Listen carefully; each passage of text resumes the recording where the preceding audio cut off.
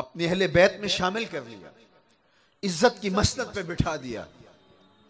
आप उनसे पूछो जिन्होंने राहें तकी, शबे हिजर की सख्तियां हम जाने या खुदा जाने, बला कशों पे जो गुजरी जाहिद तेरी बला जाने। तुझे क्या पता कि किन मुशक्कतों से इंसानी काफिलों ने राहों की खाक छान छान कर इस दर तक रसाई हासिल की। कितने रत जगह काटे लोगों ने अरब के रेगजारों में, दबी हुई मासूम बच्चियों ने आंखों में अश्कों के कशकोल सजाए। कितने हाथ फैलाए, मालिक वो मऊद कब आएगा जिसका इंतजार किया गया है। अल्लाह वो कब हमारी फरियाद सुनने के लिए जलवागर होगा। बेवाओं की सिसकियां, यतीमों की आहें, गुलामों की चीखें जब अर्शे मुअल्ला से टकराई, अल्लाह को दुखी इंसानियत पे रहम आ गया। आमिना की आगोश में मोहम्मद अरबी तशरीफ ले आए। गुलामी की जंजीरें टूटने लगी। आपने उलमा से सुना कि सवैबा ने जाके अबू लहब से कहा था कि तेरे मरहूम भाई के यहाँ बेटा हुआ, तो उसने कहा जा तू आज़ाद है, तो उसका फ़ायदा उसको हुआ। लेकिन मैं आपकी तवज्जो जिस पहलू की तरफ दिलाना चाहता हूँ वो ये कि हुजूर ने सहने कायनात में कदम रखे, गुलामी की जंजीरें टूटने लगी, गुलामों को इज्जत मिलने लगी। वो गुलाम जो आका का जूता धूप से उठा के छांव में रखे, आका इस पे भी कोड़े मारे कि तूने मुझे पूछा क्यों नहीं, तेरी खुए गुलामी बदल रही है। मेरे आका मेराज से वापस पलटते हैं और बिलाल हबशी को बुला के बोलते हैं, बिलाल कौन सा नेक अमल किया, मैंने जन्नत में तेरे कदमों की आहट सुनी है। क्या ख्याल है इस एक जुमले ने दौरे गुलामी की सारी थकन उतार नहीं दी होगी, और बिलाल फर्श से उठ के फिराजी अरश पे नहीं पहुंच गया होगा। जो गुलाम आका का जूता भी उठाने का रवादार ना हो, उसको दो जहां का सरदार कहे कि मैंने तेरे कदमों की आहट को जन्नत में सुना है। वो यतीम जिसको धक्के दिए जाएं, कुरान ने कहा है ना, फज़ालिकल्लज़ी यदुउल यतीम, ये वो बदबख्त शख्स है जो यतीम को धक्के देता है। ये अरब के मुआशरत की कहानी है जो कुरान ने बयान की।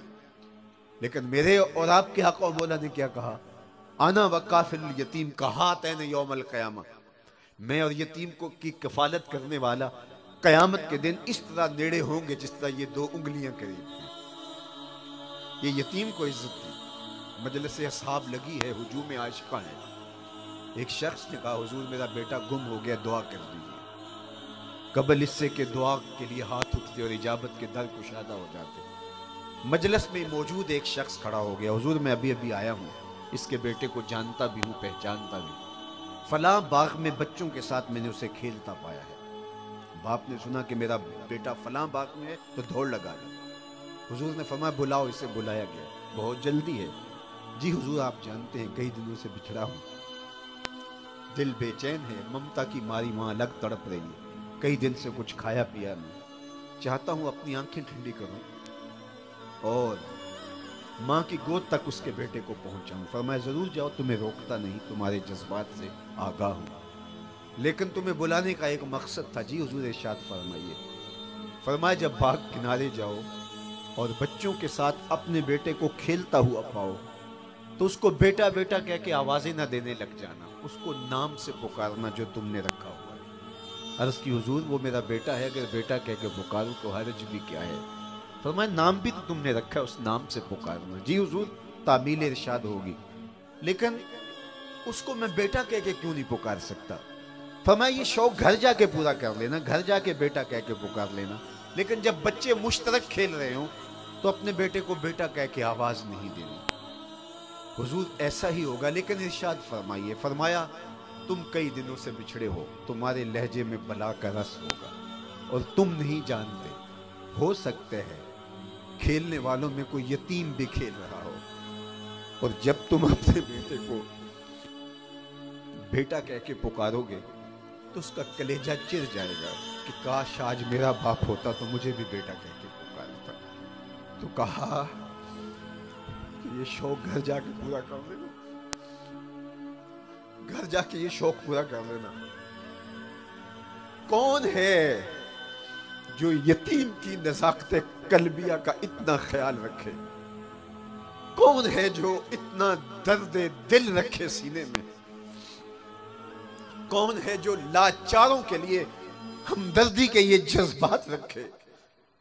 क्या महबूब का हक ये था कि जिस पैगंबर ने इंसानियत को एहसास दिया, यतीमों को उठा के औजे सुरैया तक पहुंचाया, क्या तुम लकीरें तराश के उस पैगंबर के खाके तराशोगे और खाके करार दोगे? क्या ये हक था? मेरे हुजूर ने जो दीन दिया, उस दीन में यहां तक फरमाया कि बेवा के सामने अपनी बीवी से मुलातफत का इजहार न करो, उसे शौहर याद आएगा। यहां तक फरमाया अपनी गोश्त की खुशबू से गरीब हमसाए को तकलीफ न दो। चूंकि फरमाया कि या तो थोड़ा सा पानी ज्यादा डाल लो, शोरबे की प्याली गरीब के घर भी भेज दो, और अगर तुम ऐसा नहीं कर सकते तो ऐसे जाविये में या ऐसे वक्त में वो गोश्त पकाओ कि उस गोश्त की महक गरीब तक न पहुंच पाए। अगर बच्चे जिद कर बैठे, महक पहुंच गई, तो उन बिलकते बच्चों के आंसू कौन पूछेगा? वो क्या किसी ने कहा था ना, दोपहर को सुला देती है बच्चों को वो इस डर से, दोपहर को सुला देती है बच्चों को वो इस डर से गली में फिर खिलौने बेचने वाला ना आ जाए। लेकिन हमने देखा, हम अपने रवैयों से लोगों के लिए अजियत बनते हैं। हमें तो यह भी कहा गया आप हज या उम्रा करके आए, तो वो लोग जो बेचारे बहुत गरीब हैं और उनके पास इस्तात नहीं है, तो उनको भी ज्यादा बातें न सुनाएं, उनका दिल दुखी होगा, तड़प उनकी बढ़ जाएगी, लेकिन रास्ता नहीं मिलेगा।